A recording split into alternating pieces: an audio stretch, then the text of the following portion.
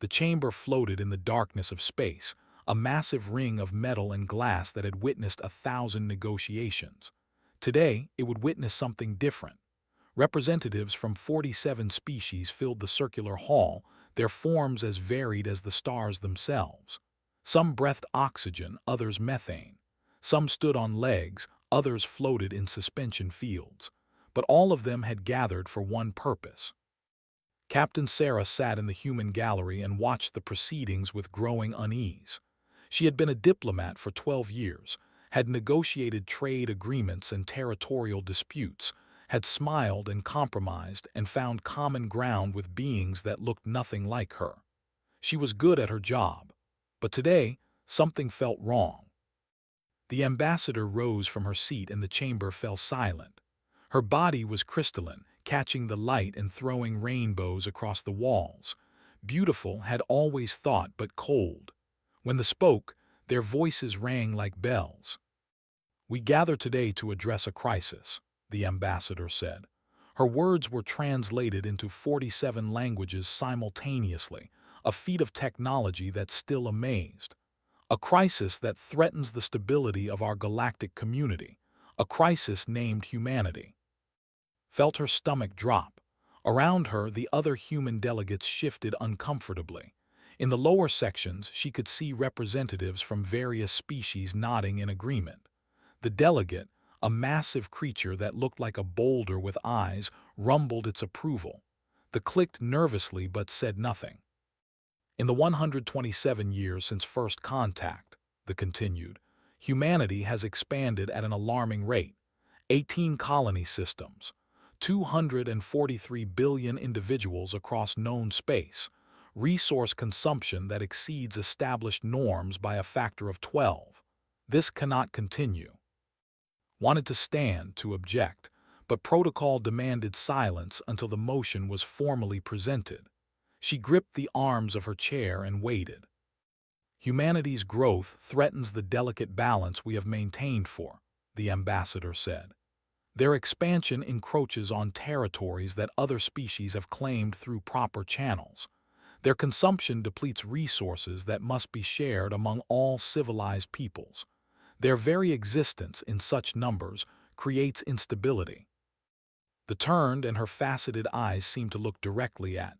"Therefore, I present the following motion to the Council. Humanity will accept the following terms, effective immediately. First, all human colonies beyond the Sol system must be abandoned within 10 standard years. Second, no new human colony ships may be launched. Third, human reproduction will be licensed and limited to replacement rates only. Fourth, humanity will accept Council oversight on all technological development and resource usage. Failure to comply will result in complete quarantine from galactic civilization, enforced by the combined fleet if necessary. The chamber erupted. Species had thought friendly voted in favor without hesitation. The who had shared meals with human diplomats voted yes. The who had praised human ingenuity voted yes. One by one, the lights on the great board turned green: approval, acceptance, agreement. Only the abstained. Their delegate, a being named or, made a chittering sound that's translator rendered as deep concern, but they did not vote no. The final tally appeared on the displays: 43 species in favor, 3 opposed, 1 abstention. The motion passed. Stood slowly. Her hands were shaking, but she kept her voice steady. "We request time to consult with our government." "You have 1 standard week," the ambassador said. "After that, we expect your answer. Accept these terms or accept the consequences." And her delegation returned to the human vessel in silence. The Perseverance was a diplomatic ship, sleek and unarmed, designed to project peace and cooperation. Had always been proud of it. Now it felt like a lie. In her quarters, she opened a secure channel to Earth. The lag time was minimal, but each second felt like an hour. When the Secretary General appeared on her screen, his face was grave. "They did it," said. "They actually did it." "I'm seeing the vote now," he replied. "This is worse than we feared." Sir, they're demanding we abandon our colonies. All of them. They're demanding we limit our births, control our technology, accept their authority over every aspect of our civilization. And they're giving us 7 days to comply. The Secretary General was quiet for a long moment. In the background, could hear voices, urgent and angry. The entire government had probably been watching the vote. "Captain," he said finally, "I need you to deliver a message to the Council. Can you do that?" "Of course, sir." "Tell them this. Humanity rejects the Council's ultimatum in its entirety. We will not abandon our people. We will not chain our future. We will not accept subjugation. Tell them we choose our own path, whatever the cost." Felt something cold settle in her chest. "Sir, they have the combined fleet, hundreds of warships, technology we can't match. If we refuse, they'll—" "I know what they'll do, Captain, and we know what we'll do in response. Just deliver the message." The week passed slowly. Watched as Council ships began moving into position, forming blockades around human space. They were confident she could see that. They believed humanity would bend. Every species eventually did. On the 7th day, requested an audience with the full Council. The chamber was packed this time, with observers from species that hadn't even voted. Everyone wanted to see humanity surrender. Walked to the center of the chamber alone. She carried no notes, no prepared speech. She simply stood in the light and spoke. "The United Nations of Earth has reviewed the Council's ultimatum," she began. Her voice echoed in the vast space. "We have consulted with our colonial governments. We have discussed the matter with our people, and we have reached a unanimous decision." The chamber was silent, could feel thousands of eyes on her. "We refuse." The word hung in the air like a gunshot, continued before anyone could interrupt. "We refuse to abandon our colonies. We refuse to limit our growth. We refuse to accept your authority over our civilization. We refuse every term of your ultimatum, and we reject the premise that you have any right to make such demands." The ambassador rose, her crystalline form rigid with what might have been anger. "You understand what this means. You choose isolation, quarantine." "We choose freedom," said. "We choose self-determination. We choose our children's future over your comfort." "Then you choose war," they said. "The combined fleet will enforce the Council's will. Your colonies will be blockaded. Your ships will be turned back. And if you resist, we will remind you of your place in this galaxy." Smiled, and there was something in that smile that made several delegates shift uncomfortably. "You should have studied us more carefully. You should have asked what happens when you threaten everything we love. You should have wondered why a species that spent 10,000 years perfecting warfare suddenly became so peaceful." She turned slowly, looking at each section of the chamber in turn. "You think we're like you. You think we'll negotiate, compromise, accept our fate. But you've made one critical mistake. You threatened our children. You threatened our future. You threatened our very existence as a species." His voice dropped, but somehow it carried to every corner of the chamber. "You should have asked what they learned when they studied our history. You should have asked why they abstained from your vote. Because they know what you're about to learn." She began walking toward the exit, her footsteps loud in the silence. At the doorway, she turned back. "When humanity feels cornered, we don't surrender. We don't compromise. We don't accept our fate. We bare our teeth. We roar. And we fight with everything we have until the threat is eliminated. You wanted to know what happens when you threaten us. You're about to find out." The door sealed behind her and allowed herself one moment of fear. She had just declared war on the galaxy. Her hands were shaking again, but not from nervousness this time. From rage. On the Perseverance, her crew was waiting. They had heard everything. Lieutenant Martinez, her first officer, met her at the airlock. "Orders, Captain." Looked at her crew, these people who had trusted her to navigate the complexities of galactic diplomacy, who had believed that peace was possible. They deserved better than this. They all did. "Set course for Earth," she said. "Maximum speed.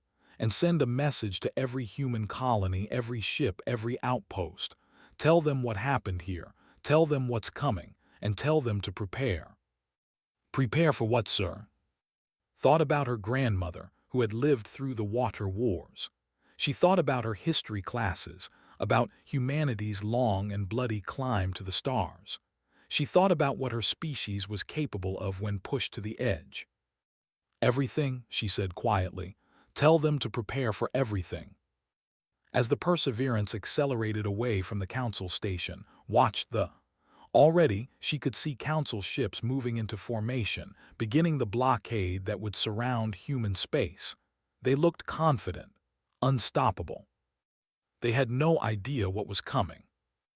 In her quarters that night, recorded a message for her daughter back on Earth. Emma was 15, full of dreams about joining the diplomatic corps like her mother, wondered if those dreams would survive what was coming. Emma, she said to the camera, by the time you see this, everything will have changed. The Council has given us a choice between surrender and war. We chose war. I chose war. And I need you to understand why. She paused, searching for the right words. Because some things are worth fighting for, because freedom isn't something you beg for or negotiate for or compromise away. Because you and every child like you deserve a future without chains. The Council thinks we'll back down. They think we're weak. They're about to learn that humans aren't weak. We're just patient, and we're tired of being patient. Ended the recording and looked out at the stars. Somewhere out there, in 47 different systems, other species were celebrating their victory. They had put the aggressive humans in their place. They had restored order to the galaxy. They had made the worst mistake in their civilization's history. They had threatened humanity's children. And now, they would learn what happened when you made a human mother choose between peace and her daughter's future. The choice was no choice at all. The blockade took 3 weeks to fully establish.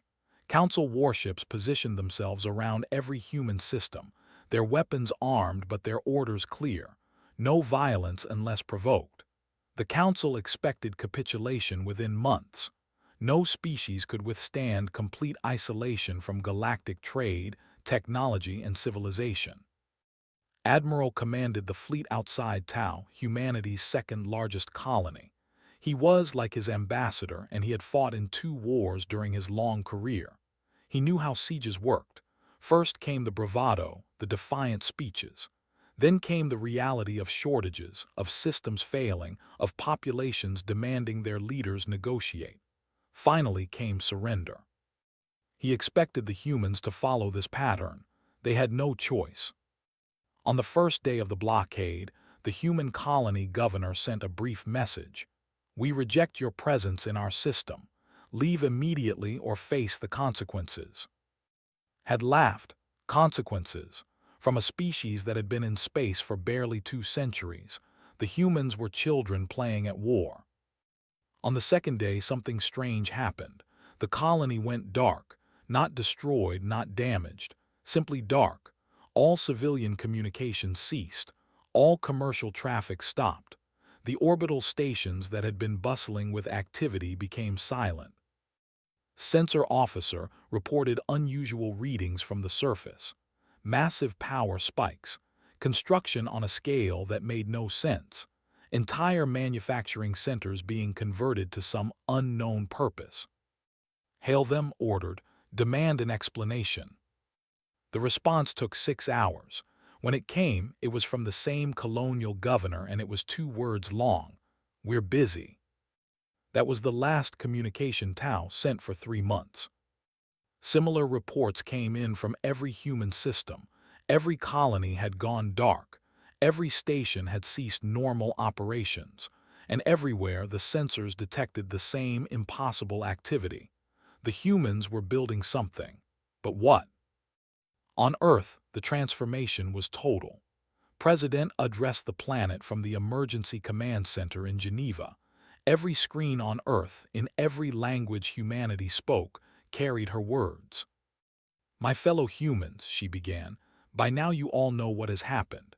The Galactic Council has given us an ultimatum, Abandon our colonies, control our births, surrender our freedom, or face quarantine and war. We have refused, and now we must prepare for the consequences of that refusal." She paused and her expression hardened. "The Council believes we are weak. They believe we will surrender when faced with their superior technology and numbers.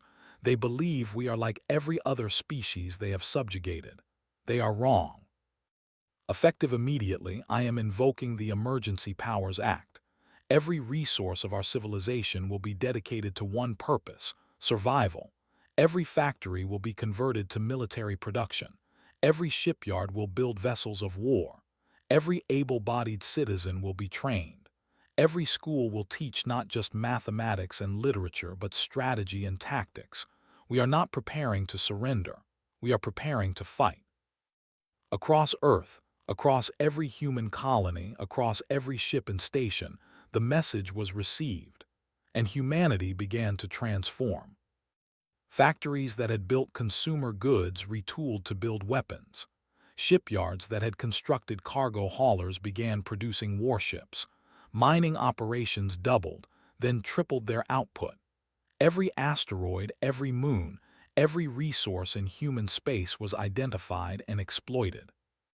But the transformation went deeper than industrial. Universities opened military academies. High schools added combat training to their curricula. Volunteers flooded recruitment centers, so many that they had to be turned away. Humanity's population numbered in the hundreds of billions, and every single one of them understood what was at stake. Admiral Sarah's daughter and a career military officer watched the transformation from the bridge of the Defiance, one of humanity's few true warships. She had been promoted to fleet command when the crisis began. Now, she oversaw the construction of an armada. "Status report," she ordered. Her tactical officer consulted his displays. "Construction proceeding ahead of schedule. We've completed 427 new vessels this month. Another 890 are in various stages of completion. Retrofit operations have converted 2,341 civilian ships to military configuration." Nodded, the numbers were staggering. In 6 months, humanity had built more warships than some species had in their entire history. But it wasn't enough. Not yet. What about the new designs? The Valkyrie-class destroyers are ready for testing. The class dreadnoughts will be operational in 3 weeks, and the special projects are on schedule. Smiled grimly. The special projects. Weapons and strategies pulled from humanity's long history of warfare, adapted for space combat. The Council had superior technology, but humans had something else. 10,000 years of experience killing each other in increasingly creative ways. And the volunteers. Still flooding in. We've had to implement a selection process. For every position available, we have 50 applicants. Thought about that. 50 volunteers for every spot. People willing to risk everything, to potentially die, to defend humanity's right to exist without chains. It was humbling and terrifying in equal measure. A communication came through from the sensor station at the edge of Sol's system. "Admiral, we're detecting movement from the Council blockade fleet. They're tightening formation." "Show me." The display changed, showing the disposition of enemy forces. Hundreds of ships, representing dozens of species, forming an impenetrable wall around human space. They hadn't fired a shot, hadn't made any aggressive moves. They were simply waiting for humanity to break. "They think we're trapped," said quietly. "They think we're running out of options." Her first officer, Commander Park, nodded. "Should we disabuse them of that notion?" "Not yet. Let them be confident. Let them believe we're desperate. When we move, I want it to be a complete surprise." The months continued, the blockade held, and humanity kept building. Back at Tau, Admiral grew increasingly concerned. His sensors now detected energy readings that made no sense. The colony's power generation had increased by orders of magnitude. The construction activity had spread to every moon, every asteroid in the system. And still, the humans refused to communicate. He sent a message to Council Command. Something is wrong. The humans aren't acting like a besieged population. They're acting like a population preparing for offensive operations. Request permission to investigate. The response was dismissive. Your concern is noted, Admiral. Maintain the blockade. The humans are engaged in futile gestures of defiance. When their resources run low, they will surrender. But had fought in 2 wars. He knew what military buildup looked like, and the humans were absolutely engaged in military buildup on a scale he had never seen. On the 10th month of the blockade, Tau finally broke its silence. The colonial governor, a woman named, appeared on all channels. She looked tired but unbowed. "Admiral," she said, "thank you for your patience. We apologize for the delay in communications, but we've been quite busy. We wanted to make sure everything was ready before we spoke again." Felt a chill run through his crystalline structure. Ready? Ready for what? Smiled. "Why, to reject your blockade, of course. You've been very polite, sitting out there and not shooting at us. We appreciate that. But we don't need your permission to exist, and we don't need your permission to travel through our own system. So we're going to have to ask you to leave." "Governor, we cannot leave. We have our orders. If you attempt to break the blockade." "You'll do what? Fire on civilian ships, on colonists just trying to live their lives. That's not very diplomatic of you, Admiral." Sensors suddenly screamed warnings. Ships, dozens of them, no, hundreds, rising from the colony's surface, emerging from asteroid bases, accelerating out from behind moons, all of them heading directly toward his fleet. But these weren't civilian transports. These were warships, crewed by Council standards, clearly improvised but heavily armed and moving fast, and behind them came more and more. "What is this?" demanded. "This is our answer to your blockade," said. "Did you really think we were going to just sit here and accept your prison? We've spent the last 10 months building, Admiral. Building ships, building weapons, building the means to defend our freedom. And now we're going to use them." Made a quick decision. "All ships, defensive formation. Do not fire unless fired upon. I repeat, hold your fire." But the human ships weren't slowing down. They came on in a wave and realized with horror that they weren't going to stop. They were going to ram his fleet. At the last possible moment, the human ships opened fire. Missiles, kinetic rounds, energy weapons that looked jury-rigged but functioned perfectly. The Council fleet's shields absorbed most of the damage, but the sheer number of attackers was overwhelming. "Admiral, we're receiving similar reports from all human systems," his communications officer shouted. "Every blockade fleet is under attack." Pulled up the tactical display and felt his confidence crumble. Not just Tau, every single human colony was launching ships, thousands of them, tens of thousands, a coordinated breakout across dozens of light years. He opened a channel to, "Governor, cease fire immediately. This is an act of war." Her response chilled him to his core. "Admiral, the war started the day your council decided we didn't have the right to exist freely. We're just now getting around to fighting it. Tell your superiors, humanity doesn't surrender. We adapt, we overcome, and we never ever accept chains."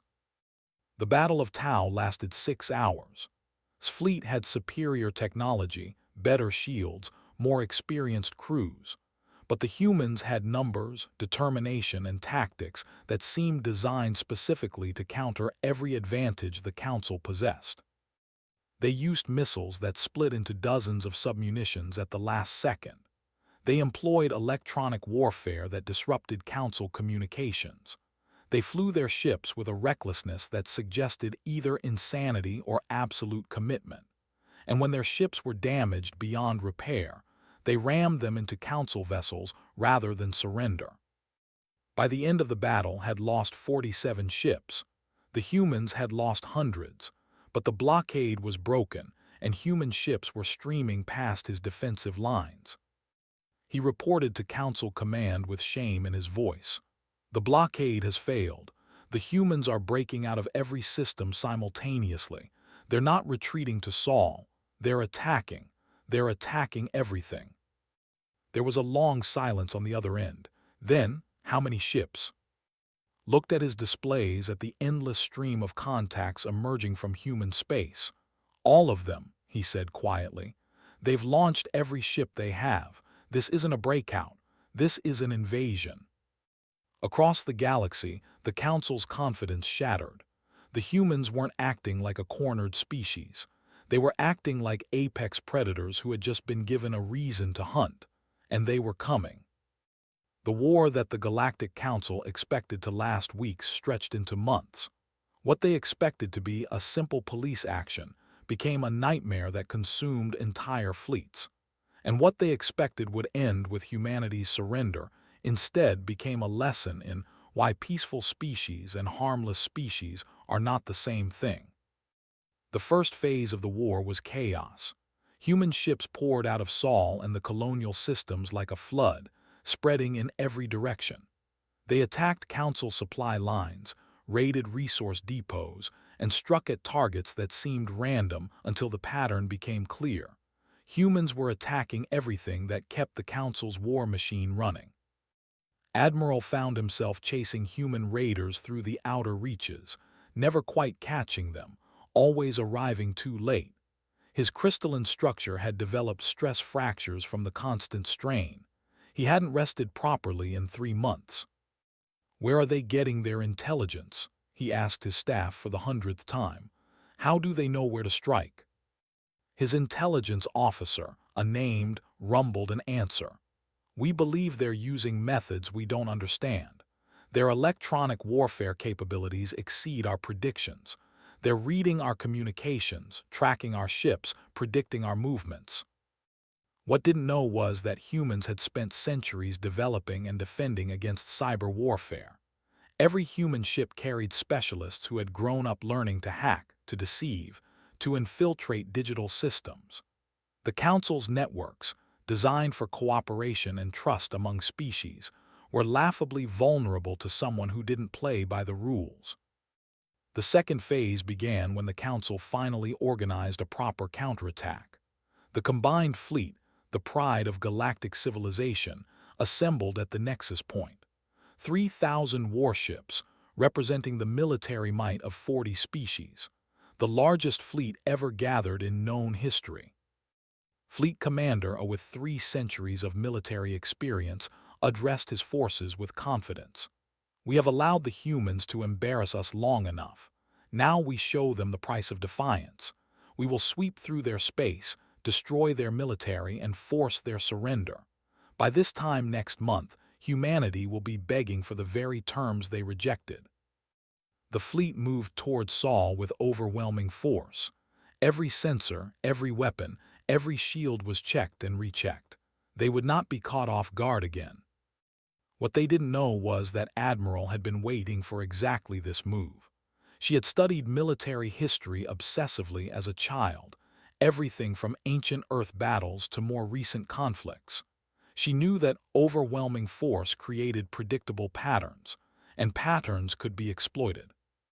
"They're coming straight at us," Commander Park reported from his station. The entire combined fleet in standard battle formation approaching Sol system. Smiled standard formations, predictable tactics. The Council fought wars the way they governed, through consensus, through established protocols, through methods that had worked for. Against most opponents, this was fine. Against humans, it was fatal. "Release the drones," she ordered. From hidden positions throughout the outer system, thousands of unmanned craft activated. They weren't particularly sophisticated. They didn't need to be. They just needed to look like warships on sensors and carry enough explosives to hurt something when they hit. The combined fleet detected them and adjusted course to engage. Standard procedure: eliminate the screening force, then push through to the main target. Ordered his ships to open fire, and hundreds of drones vanished in bursts of energy. "Interesting," murmured, watching the display. Commander, note their firing patterns. Their formations are beautiful but rigid. They're not adapting. Should we spring the trap? Not yet. Let them get closer. Let them get confident. The combined fleet destroyed wave after wave of drones, was pleased. The humans had numbers, but they lacked sophistication. His fleet was barely slowing down. Then they crossed the line had marked on her display. The line where every human ship in Sol's system could reach them. The line where there was no escape. Now, said quietly. The asteroid belt, which the Council had scanned and dismissed as empty of threats, suddenly lit up with energy signatures. Not hundreds of contacts. Thousands. Hidden bases, concealed ships, weapons platforms that had been sitting cold and dark, waiting. And from Earth, Mars, Luna, and every inhabited body in the system, every ship that could fly rose to meet the enemy. Military vessels, converted freighters, civilian craft with weapons bolted to their hulls, even orbital tugs equipped with missiles. Everything that humanity could put into space, they had. And all of it was now bearing down on the combined fleet.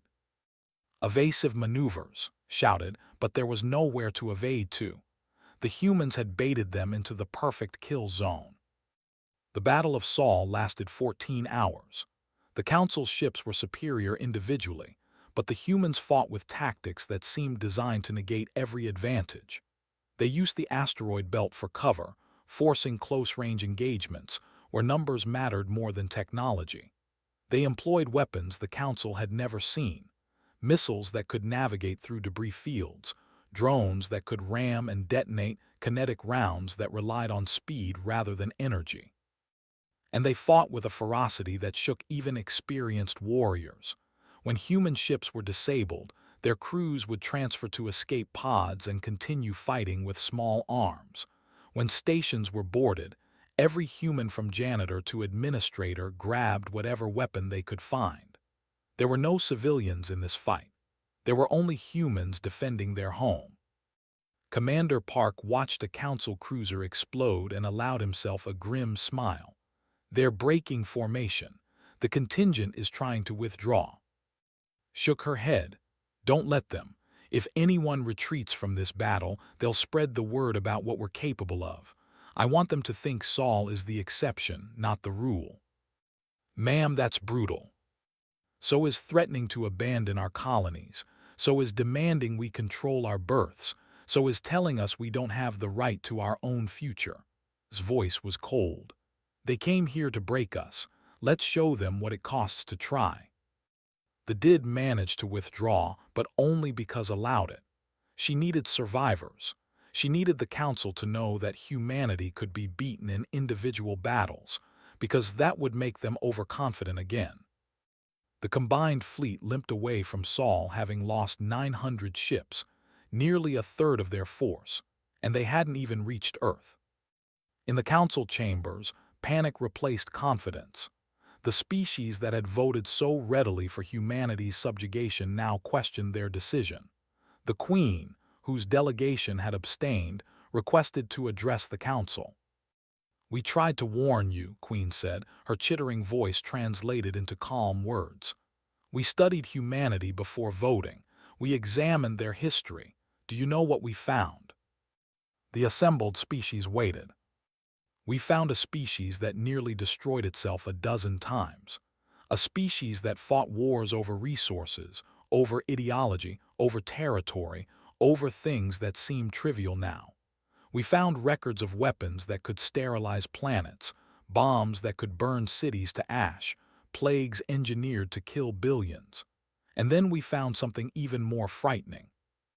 The Queen's antennae twitched. We found that they put those weapons away. They stopped fighting each other. They reached for the stars instead. And you know what we concluded? Humanity didn't become peaceful. They didn't evolve past violence. They simply ran out of enemies. And you, in your arrogance, decided to give them a new one. You gave them us. Ambassador began a protest, but the Queen cut her off. You told them to abandon their children, their future, their very existence as a growing species, and you thought they would negotiate. Do you know what humans do when you threaten their children? We do. We studied their history. We saw it happen over and over. When you threaten their offspring, humans don't surrender. They don't compromise. They become something primal and terrible. They fight until either they win or they die.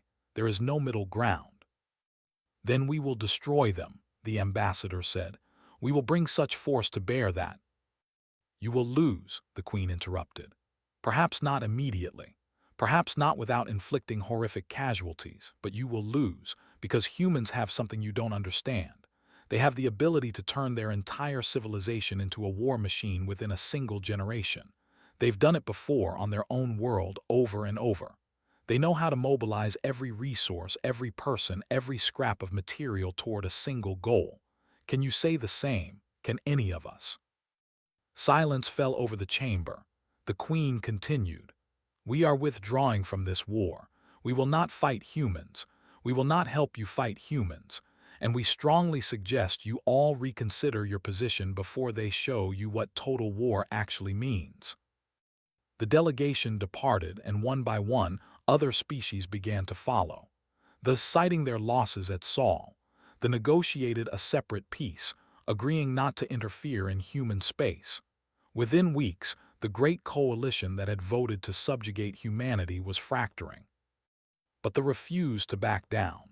Their ambassador convinced a core group of species that humanity must be stopped, that allowing them to win would destroy the galactic order. 20 species remained in the coalition. 20 species committed to humanity's defeat. Admiral received the intelligence and felt tired. They had won so many battles, but the war was far from over. Human casualties were staggering. Every family had lost someone. Every colony had memorials for the fallen. The price of freedom was being paid in blood. They're reforming, Commander Park said. New fleet composition, 20 species, heading toward our outer colonies. They're going to hit us where they think we're weak. Studied the report. They're learning. They're not coming at us head-on anymore. They're going to try to bleed us slowly. Can we stop them? Thought about her mother, the woman who had delivered humanity's refusal to the Council all those months ago. Sarah had died in the Battle of Sol, her diplomatic ship caught in the crossfire. Her last words had been orders to evacuate the civilian personnel. She had stayed behind to make sure everyone else got out. We're going to do more than stop them, said. We're going to end this. Commander, I want a meeting with all senior staff. We're going to take the war to them, and we're going to hit them where it hurts most. The plan was audacious. While the Council's remaining forces prepared to attack human colonies, would take the fight directly to their home worlds. Not to destroy them, that wasn't the human way, but to show them that nowhere was safe, that their superior technology couldn't protect them from a species that refused to accept defeat. The target was Prime, the heart of the remaining coalition, the most heavily defended world in Council space, the place where the whole war had begun. They'll never expect us to attack their capital, told her staff. They think we're desperate defending what we have left. They think we're on the edge of collapse. Let's show them how wrong they are. The assault fleet assembled in secret, drawing ships from every human system. Not their full force, that would leave them too vulnerable, but enough to make a statement.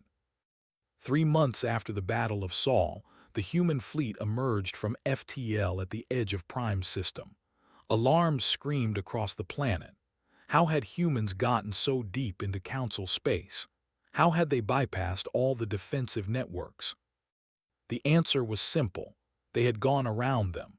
While the Council's remaining forces were massing for their attack on human colonies, humans had found the gaps in their defenses and exploited them ruthlessly.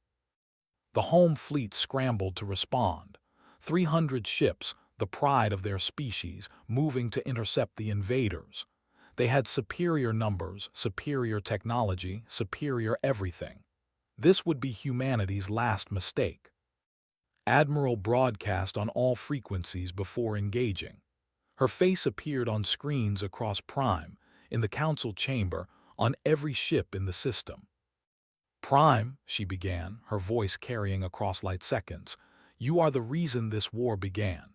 Your ambassador delivered the ultimatum that threatened humanity's future. Your votes gave it legitimacy. Your ships enforced the blockade.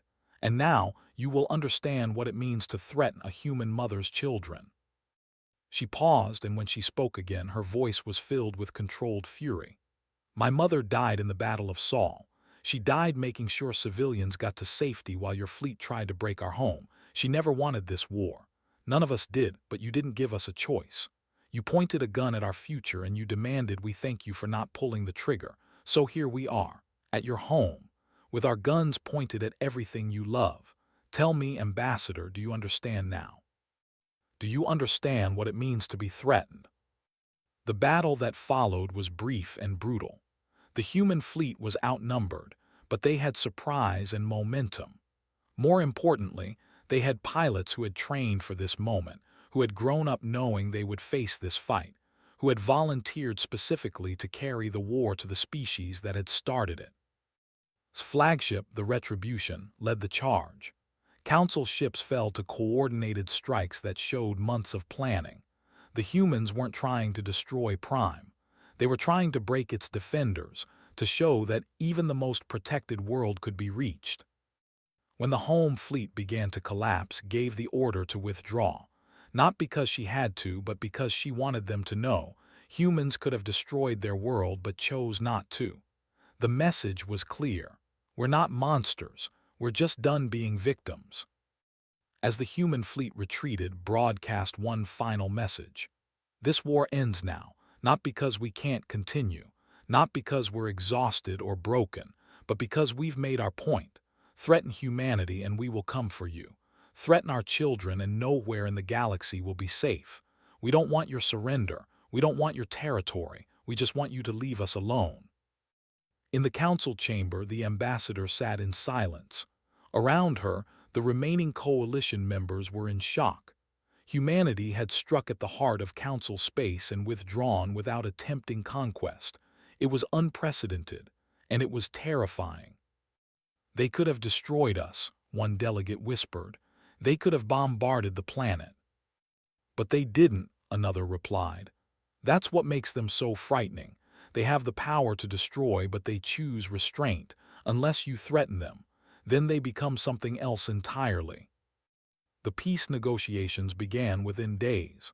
The council sent a delegation to Saul, this time asking permission to enter human space, this time approaching with respect rather than demands.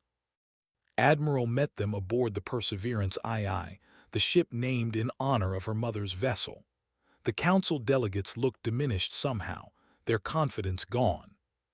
The ambassador was there, the same one who had delivered the original ultimatum. She looked at with what might have been fear or respect or both. "Admiral," the ambassador began, "we come to discuss terms of peace." "Good," said flatly. "Here are our terms. No restrictions on human expansion. No limitations on our reproduction or technology. No council oversight of any human activities. In exchange, we will share our medical technology freely with all species. We will commit to defending any council member from external threats, and we will never, ever forget what you tried to do to us." "Those are generous terms," the ambassador said carefully. "No," corrected. "Those are the terms you should have offered from the beginning. The terms that respect our right to exist freely. We're not asking for reparations. We're not demanding territory. We're not even asking for an apology, though you owe us one. We just want to be left alone to build our future in peace." One of the other delegates, who had witnessed the Battle of Saul, spoke up. "Admiral, may I ask a question? Your forces could have pressed the attack. You could have conquered Prime. Why didn't you?" Was quiet for a moment. "Because that's not who we are. Yes, we fought with everything we had. Yes, we brought the war to your doorstep. But we don't want to rule you. We don't want to subjugate you. We just wanted you to understand that threatening our existence was a mistake you would never make again." The peace treaty was signed aboard the Perseverance II 1 week later. Every human colony broadcast the signing. Every human ship stopped for a moment of silence. The war was over. The cost had been terrible. Nearly 40 million humans had died. Entire fleets had been destroyed, but humanity's right to exist freely had been secured. On Earth, President addressed the planet for the last time before stepping down. She looked older than her years, worn by the weight of decisions that had cost so many lives. "We did not want this war," she said. "We did not seek it. But when it came, when we were threatened with chains or annihilation, we chose to fight. And in fighting, we showed the galaxy who we are. Not monsters, not conquerors, but a species that will never, ever accept subjugation." She paused, looking directly into the camera. "To those who died, we owe everything. To those who survived, we owe our vigilance. Because the galaxy learned something about humanity these past 18 months. They learned that we're not weak, we're not harmless, we're not easily controlled, and most importantly, they learned what happens when you threaten our future." Across human space, memorials were built. Lists of names were engraved in stone and metal and crystal. The dead were remembered, not just as casualties, but as the people who had secured freedom for generations yet unborn. Admiral stood at one such memorial on Luna, looking at her mother's name among thousands of others. Commander Park stood beside her in respectful silence. "She'd be proud of you," Park said eventually. "She'd be sad it came to this," replied. "She believed in diplomacy, in finding common ground, and they took that hope and crushed it. But we won." Shook her head. "We survived. There's a difference. Winning would have been if they'd never threatened us in the first place, if they'd treated us as equals from the start, if my mother could have negotiated a real peace instead of carrying an ultimatum that started a war." She turned away from the memorial. "But you're right about one thing, we survived, and we made sure they understand the cost of threatening us. Maybe that's enough. Maybe that has to be enough." Months later, the council reconvened for the first time since the war. The chamber had changed. Where before 47 species had gathered with confidence, now they gathered with caution. And sitting in the gallery in the section reserved for humanity was Captain Emma, Admiral's daughter and the new human ambassador. The ambassador rose to speak, and the chamber fell silent. "We gather today to formally acknowledge the end of hostilities and the beginning of a new era of cooperation. We also gather to acknowledge a painful truth. We were wrong." The words seemed to cost her greatly. "We underestimated humanity. We mistook their peace for weakness. We confused their cooperation with submission. And we paid a terrible price for those mistakes. But more importantly, we learned something valuable." She turned to look directly at Emma. "We learned that some species cannot be subjugated. Some species, when pushed to the edge, will fight with such ferocity that the cost of defeating them exceeds any possible gain. Humanity is such a species, and we are grateful that they chose restraint in victory." Emma stood, and the chamber waited. She was young for a diplomat, barely 30, but she carried herself with the same dignity her grandmother had shown in this very room. "Ambassador," Emma began, "we accept your acknowledgement, but let's be clear about something. We didn't choose restraint out of weakness. We chose it because we're not you. We don't believe in subjugation. We don't believe in conquest. We believe in freedom for ourselves and for others. But make no mistake, if threatened again, we will respond again. And next time you might not like how restrained we choose to be." She let that sink in before continuing. "Humanity is willing to be your partner, your ally, your friend even, but never again your victim, never again your subject. We will expand as we choose. We will grow as we choose. We will build our future as we choose.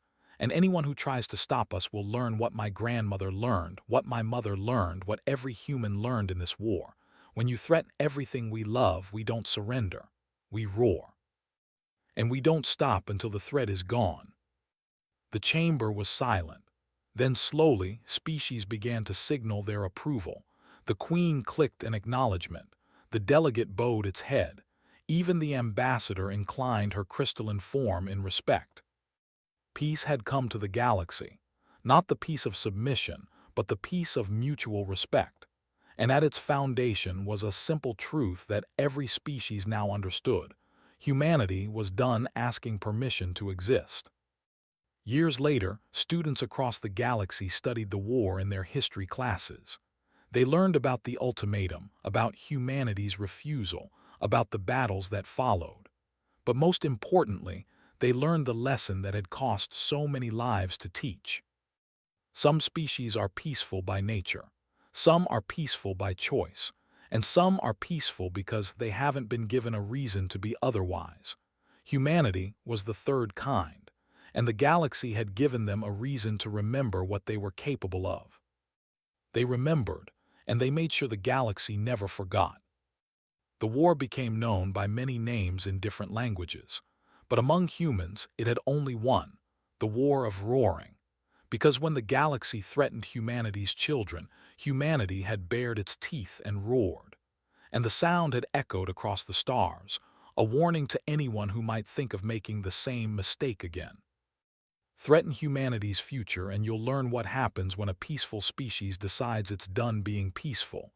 You'll learn that humans don't surrender, they don't compromise, they don't accept chains, they fight, they adapt, they overcome, and they win no matter the cost. The galaxy learned that lesson in blood and fire, and it never forgot.